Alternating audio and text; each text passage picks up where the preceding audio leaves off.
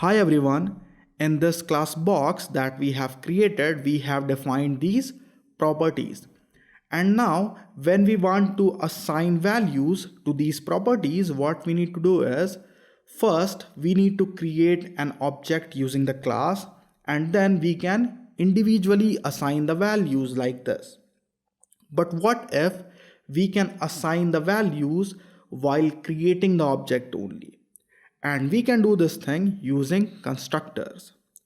Now constructor is available in all Kotlin classes, and in this case when we have not defined any constructor, we have the default constructor available. And when we are writing this line, that is val box1 equals to box and then this parenthesis, it means we are using the default constructor here to construct the box instance. So when we don't define any constructor, we have the default constructor.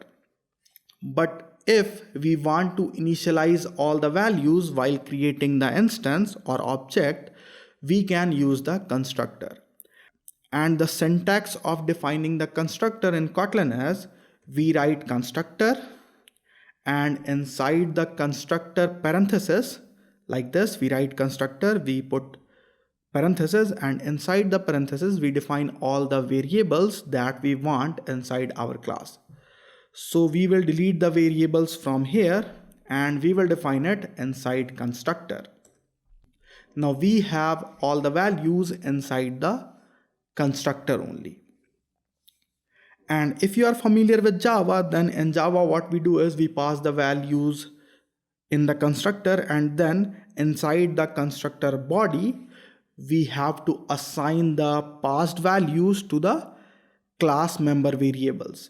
Now this thing is omitted in Kotlin, and all these things are happening under the hood, and you do not need to write any code to do this.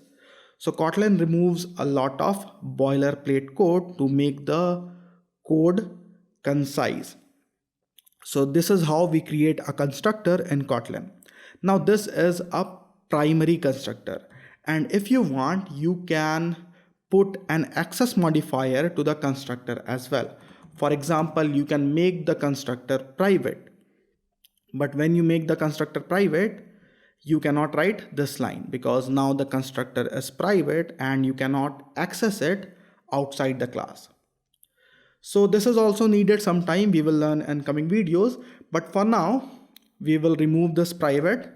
And I will tell you one more thing, that if you do not have any visibility modifier to write before your constructor, you can delete or omit the constructor keyword as well. And this is the usual way of creating a primary constructor in Kotlin. So this constructor that we can see here is called primary constructor. Now in Kotlin you can have secondary constructor as well, but the ideal way is to define only one constructor for every Kotlin class. And another thing that you must notice is we cannot write any logic inside our constructor because we do not have any body for our primary constructor. But if you want to write some logic for your constructor, you can write it inside the init block. So this init block is called just after the primary constructor. And here you can write any logic if required for your code. So far we have learned about primary constructor and init block. Now we can have multiple init blocks. So you can create as many init blocks as you want in your code, but for most of the cases you will need only one, and it is the recommended thing to have only one constructor and one init block in your code if required. So I will delete all the other init blocks. Now you can also have multiple secondary constructors, but first we need to think that why a secondary constructor is needed. So if you are familiar with Java, then what we do is we overload the constructor because we need to pass different combination of arguments or different arguments for different constructors to create the class objects. But in Kotlin, we have default arguments. And that is why we do not need to create a different constructor for every combination of arguments. So that is why we say that creating a secondary constructor is not required most of the times. And we should avoid creating secondary constructors. I will also tell you that how you can create a secondary constructor. But first, let's test this code. So this is our constructor where we are defining length, width and height, and you can change the var to val if you do not want to change the values. So that's all. Now let's create an instance of this class box. Now here we are getting a compile time error. This is because now when we want to create a box, we need to define the dimensions. So we need to pass length, width and height. So let's say length is 10 and width and height is 5 and 5. Now we have a box and we have passed the dimensions in the constructor. Now I will delete this line for now.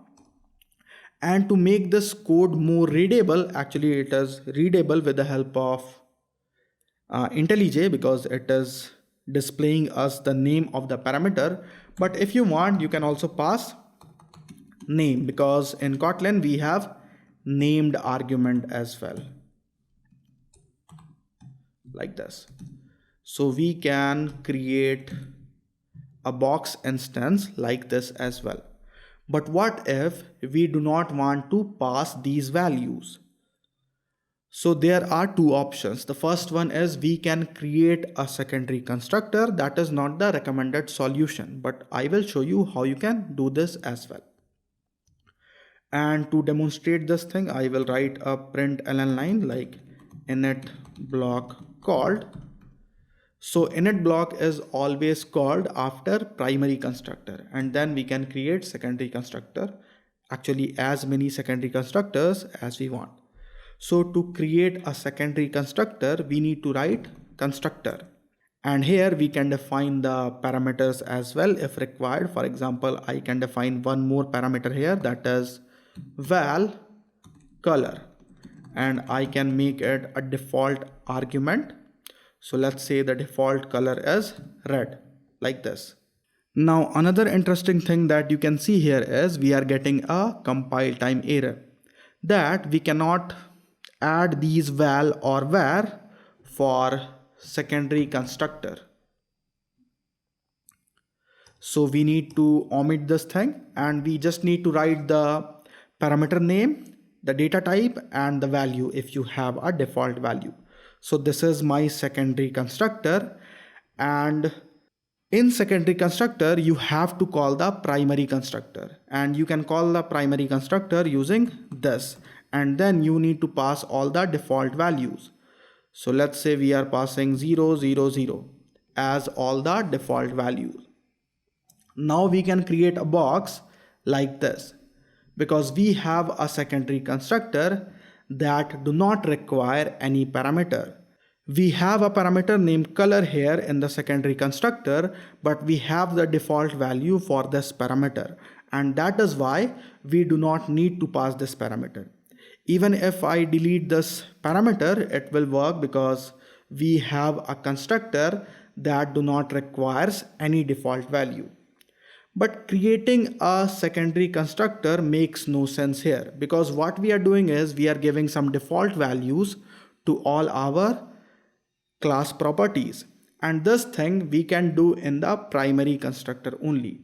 So if I comment this line and if I give the default values to all my properties that are inside constructor, then also we do not need to pass any parameter while creating the object for that class, as you can see here.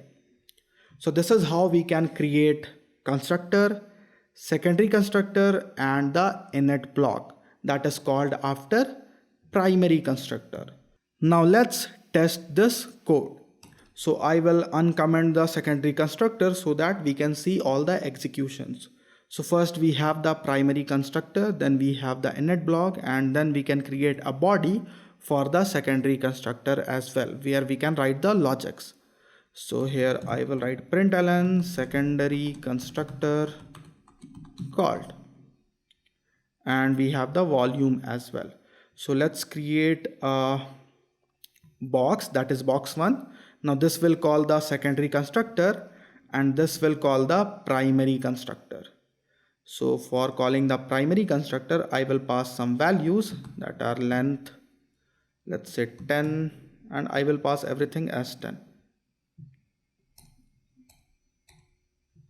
So we have length, width and height like this. Now let's run the code. So as you can see, first the init block is called, then the secondary constructor is called. Because here we are not passing any parameters, so it will call the secondary constructor, and then the secondary constructor will call the primary constructor. And for the next case, we have just init block called, because for this line the secondary constructor is not called because we have passed all the values that matches with the primary constructor. So this is how you can create constructors, primary constructor, secondary constructor and init block in Kotlin. But it is recommended that you must always create only one constructor, that is the primary constructor, and if required you can create only one init block. But if it is absolutely necessary, you can create as many init block as required and as many secondary constructors as required. So that is all for this video, friends. I hope you learned something. In case you have any problem or question, you can leave it in the comment section below. Thanks for watching. This is Bilal Khan now signing off.